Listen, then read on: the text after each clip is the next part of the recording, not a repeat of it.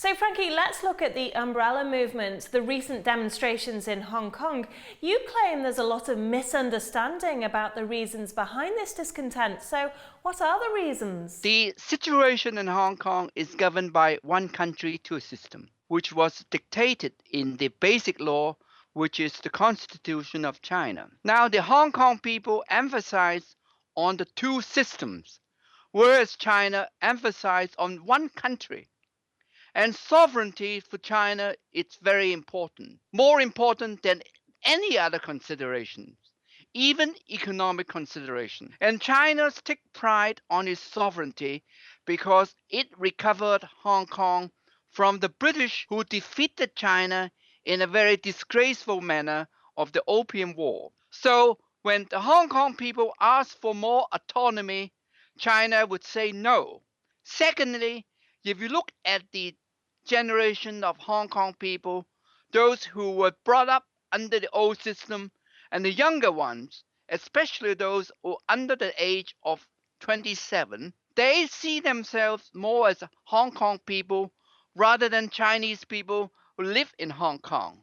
So what they say to their parents is, you may be contented with a very passive role in being governed by a colonial master, but we do not subscribe to the same view. But is it really wise for China to exert more control over Hong Kong, as it's long proved itself as a successful financial hub, as it is? Or do you think that China's central government is hoping that Shanghai will emerge as the new financial powerhouse and perhaps even eventually take Hong Kong's place? If you ask 10 people in China, you've got 10 different answers. My opinion is Shanghai will be, at least for the next 30 years, not able to take over Hong Kong because of the rule of law, because of the business ethics, and the foreigners like to stay in Hong Kong to do business with a familiar system. Beijing have no experience in managing a capitalist economy. If they knew how to do it,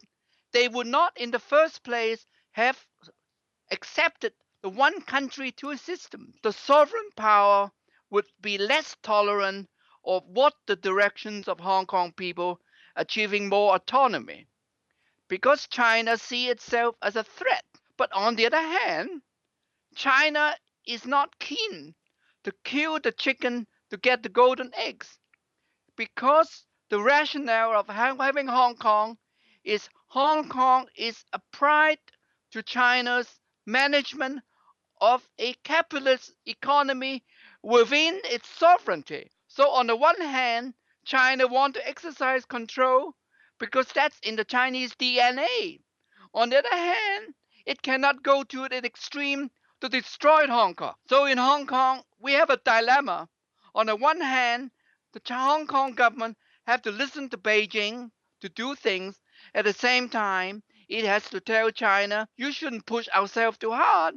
Otherwise, if you do, the chicken which produced the golden egg will die. How do the people of mainland China view the Hong Kongese? As recently, visas were restricted between Shenzhen and Hong Kong because of a feeling of unfairness for people going to shop and pay less tax in Hong Kong. The visa situation is getting worse because it started with Chinese food security problems.